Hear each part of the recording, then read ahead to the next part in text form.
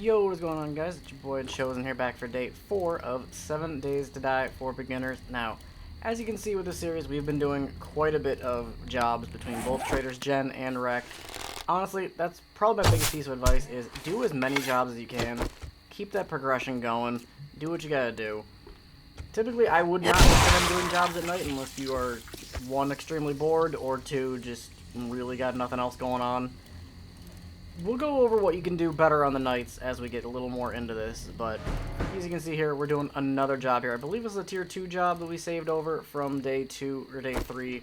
Technically going into 4, but it's not the end of the world here. Again, always loot these mailboxes because the books can be pretty nice. You see we got a vehicle book and one of the Art of Mining books. But definitely jobs, jobs, jobs. Get these jobs going. Number 1, if you're not done with tier 1 by day 4, that's kind of an issue unless you've been doing other things, but realistically, just focus on jobs. Number 2, you get that bike for tier 1 complete as soon as possible. I think a vulture was 54 there, but that's fine. Now, this is a little bit risky to do a night job because you're more likely to run into feral zombies and distracted zombies. You're making a lot of noise. As you can see, we do got a big boy down there. If big boys are tanking up during the day, if he happens to be feral, God help you, melee. I'm not gonna save you. At least not until you can, lock yourself in, but you choose through doors like fucking Twinkies. Trust me, it's not worth the fight. And as you can see, we have the fastest feral zombie in the game. I wonder if she's still the fastest. It's Feral Arlene. You can see here, I'm checking having parkour leveled up to level 2. Parkour, not be jumping up and down the stairs. Probably been hiding in a door. Yeah, so Arlene with those glowing eyes. So as you can see, the sledgehammer's not really doing the best, but this goes to show that being prepared is definitely for the better, because, yeah, this fight took a little bit longer than I wanted to, because as much as I would have loved to have just started the job and go for it, we had no choice here. Just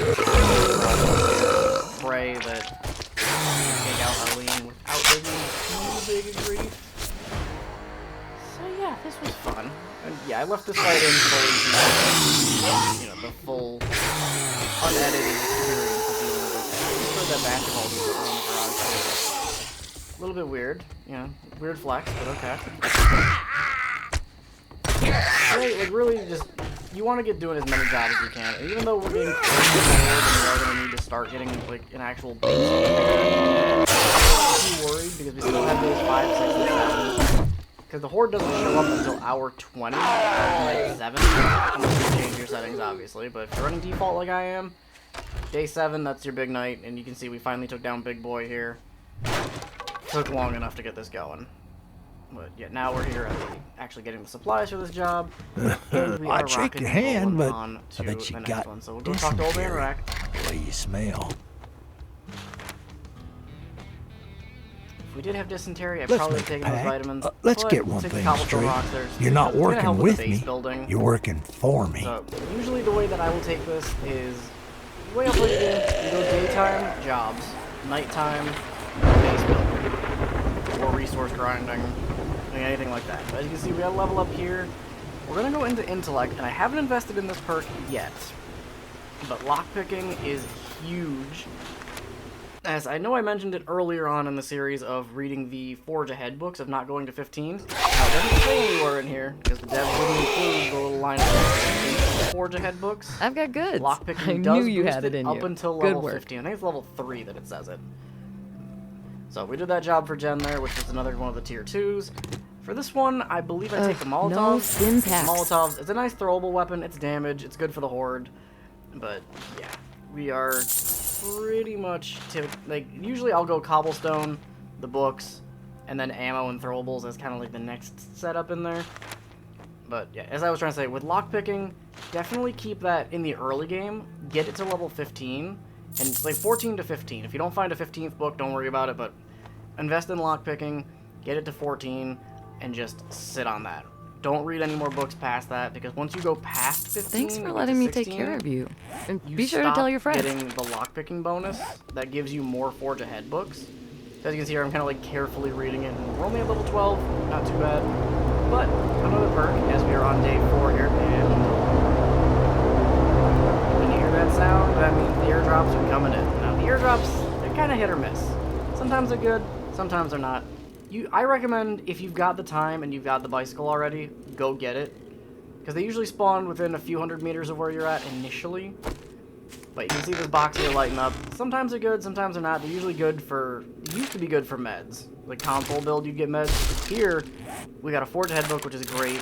Another book bundle, which gave us 2 more Forge Aheads. But that claw hammer, if you're building your own base, or doing really any construction work, the claw hammer is insanely good. Not as good as a nail gun, but still very, very good. Now you see here, I'm looking at the book, and I'm like, do I have lockpicking leveled up to level 3? No, I don't. But that's fine. Keep running what you do. Honestly, if you can get lockpicking to 3, great. If not, don't worry about it.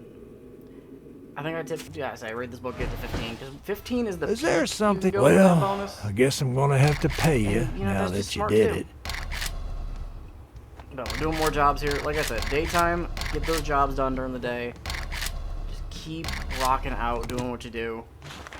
Honestly, getting jobs done progressively. I got just a job. I'd say it's been an honor. My shop, my rules. Be careful out there. You wouldn't want to get hurt. You can get a guaranteed, like if you get the book bundle, you get a guaranteed 6 set of books. You're getting potentially ammo, potentially weapons, usually some throwables. And as you can hear the lovely music here, this is the next part we're going to go over. We're starting day 5 actually, because I figured day 4 didn't do much outside of jobs. We'll do a 2-parter in this one here. Do a 2-for-1 deal of base building. You see I'm upgrading my tools because the stones tools are, another word that starts with S. But yeah, not the best. But since we do have some mods and stuff, I figured I'll get the shovel going. We'll do some base building here, as usually I would do this. Typically, the way I build my base, during the day, get the structure set up that you want to do if you're going to go completely from scratch. Just because it's safer than doing it all at night. But once you have the framework laid out for your base, then you can start working more at night to enhancing it, making it better. Plus, when you're doing the work at night, there's also a chance that you'll be able to test, quote-unquote, test out your base against any potential zombies to see any weaknesses that may be there. If blocks need to be changed out, if anything needs to be upgraded.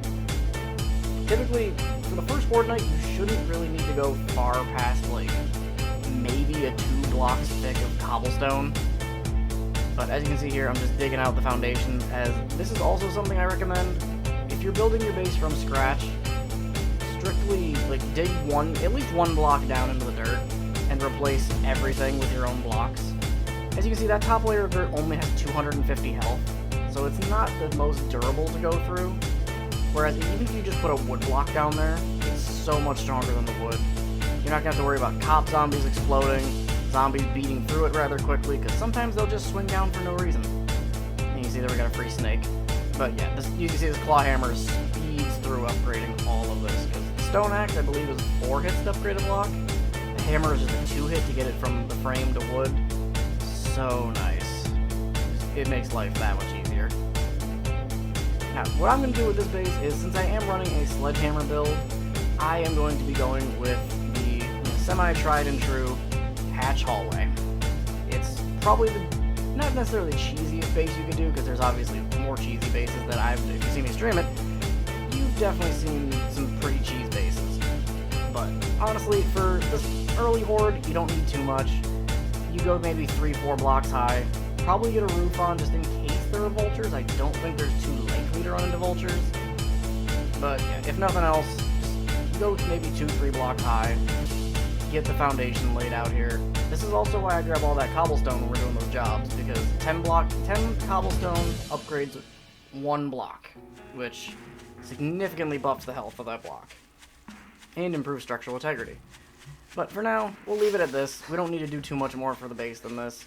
We'll probably need to get some resources later, plus my guy is also hungry, Wipe so that I'll probably smirk stop off back your at the base and face. get some Doing food. one job But since it is also doesn't make day us 5, pals. you know what Got we're it. doing. Turning the job from yesterday. Keep cranking out the jobs. Just work, Listen up, work, jackass. work. You Get those better not rewards, fuck this get up. that money. You again? Keep the progression What? going. You got a fucking crush Now on with me or this place, something? O'Malley Oats. This is where I'm going to make a note of an interesting thing that can happen with some POIs. is what are known as fixed spawns. So no matter what, there will always be an O'Malley Oats at this top layer here. That soldier is always going to be there. He's always feral. So if you are not prepared, do not take on this fight. Personally, I don't think I should have taken on this fight, but I'm leaving the whole fight in here so you guys can see just how bulky he is. Like, even with the sneak damage headshot of the bow, it's not the best here. Like, he's still got that arrow in him. I made the mistake of opening the door when I meant to grab the arrow, but yeah, not the easiest. So figure, use the knife to get the bleed effect, use these doors to your advantage, and just go to town. There's a hole in here, there's a hole in the door like this. You can try to stab him through it. Typically, I wait until the hole is bigger, but since I can stab him right here, bleed effect going, get as much damage as you can, but he is so dang tanky. It's insane. I made the soldier, a feral hold is way too much. For a tier 2 POI, that's just excessive in my opinion. How strong he really is. I mean, that's definitely a risk to reward. As you can see here, also making sure you keep an eye on the health of whatever door, stuff, patch, whatever you're using to block off. I don't have any forged iron. I see the door's getting low, so let's just get out of here. Maybe I can hopefully cheese him on the desks, but I think what I end up doing is he gets stuck on those little, like, broken frame pieces up there. I think, yeah, he sets himself on fire, as you can hear, which I don't know how those set him on fire and not me. But since we got a suppressor on the nice little pipe machine gun here, which honestly, I don't recommend using a suppressor for a situation other than this, unless you're playing a stealth build. Suppressor's still not even that great. But yeah, he's gonna take pot shots at him. He'll just keep lighting himself on fire. You're not bringing counterfeit money in here, are you? But that's the end of that job. Turn that into Old Man Wrecked. What the hell do you want this so you time? want to do some research on the POIs if you do want to see any fixed spawns, so you know what you're getting yourself into. But I just recommend doing the job. Concrete mix, as you see, I sold a little bit of it there. Much, and now you can keep it if you want. If you're playing past yourself. 7 days, you'll definitely need it for building. But for me, since we're only doing first 7 days in this series, we don't need more than cobblestone. If you want a job for get moving, jackass, you can also do tier 1 jobs if there's nothing good nearby to do for like tier 2 jobs, or if they're all just jobs you don't feel like doing. I typically stay to the tier 2s just because they're more worth it. Also to be wary of is vehicle explosions. As you can see, zombies will just start bashing on vehicles. I don't know how long he was beating on that forklift, but you know, clearly he set it up so just in the right time I'd be standing next to him when it went off. So gotta be a little bit wary of that. Your first job was going to be free. Something else to also consider with your base, if you're wondering, take a look at the shit I got. Don't expect me to cook it for you. Probably could have taken the wood instead of the Molotovs, because I have a decent amount of the Molotovs at home, but we'll just keep doing jobs. You know how it be. Just keep going, wipe job, that job, smirk job. off your face. Doing one job doesn't make us pay. You break any of my shit, you know you've done you're enough jobs for paying today, which double. feels kind of good anyway, because we're getting close to night. But cheap typically these early days, at night you want to typically just lock yourself in. If you got any ammo you can craft, do it. Like get some arrows, make some food. But we're just going to spend the rest of night 5 here, just working on the base, get it up to that next level. I did start running out of wood, so you can see do a little jump cut here to getting more wood, which if you're going to need to build your own base, keep those tree seeds, plant them down, and you can see there's tree trees growing to the left of the bar, restaurant, whatever you want to call it, where we set up home base. Put down some tree seeds, let them grow, It also helps because we have that book that gives us the chance to get honey from trees. So you can kind of do a little bit of wood farming, tree farming, and a little bit of honey farming. So it helps out being, you know, very multi-purposed. Now, if you're not going to build your own base, obviously this stuff doesn't really matter to you, but I figured it's good enough to really boost you up in your early game.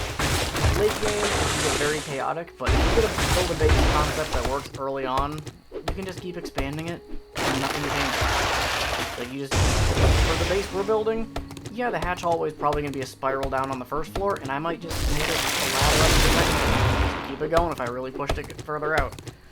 Or if the building gets completely destroyed, we build a new concept and go from there. But yeah, with that squad, I'm going to wrap things up here. If you guys did enjoy the video, do YouTube stuff down below. It really does help out. Days 6 and 7 are going to still be pretty interesting. But yeah, this will be good enough for now. With that squad, we'll wrap things up.